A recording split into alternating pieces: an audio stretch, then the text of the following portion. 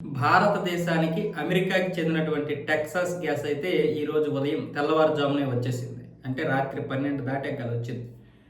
Texas అంటే Netherland port నుంచి ఈ యొక్క నౌక అంటే సింగపూర్కి చెందినటువంటి నౌక ఇది. పిక్సిస్ పైనీర్ అనే ఒక నౌక దాదాపు 47,000 మెట్రిక్ టన్నుల గ్యాస్ను తీసుకొని వచ్చింది. ఇక్కడ న్యూ మంగళూరు పోర్ట్లో 16,700 మెట్రిక్ టన్నులను అయితే డౌన్లోడ్ చేసింది, దిగుమతి చేసింది. మిగతాది ఏమొచ్చేసి మళ్ళీ సింగపూర్ ఎక్కడికో తీసుకెళ్తుందంట. సో మనకైతే టెక్సాస్ నుండి వచ్చినటువంటి ఈ గ్యాసు కొంతవరకు కష్టాలను అయితే తీర్చగలదు, పూర్తిగా కాకపోయినా. ఇప్పటికే ముంబై అలాగే గుజరాత్ పోర్టుల్లోకి 3 నౌకలు అయితే చేరుకోవడం జరిగింది కదా.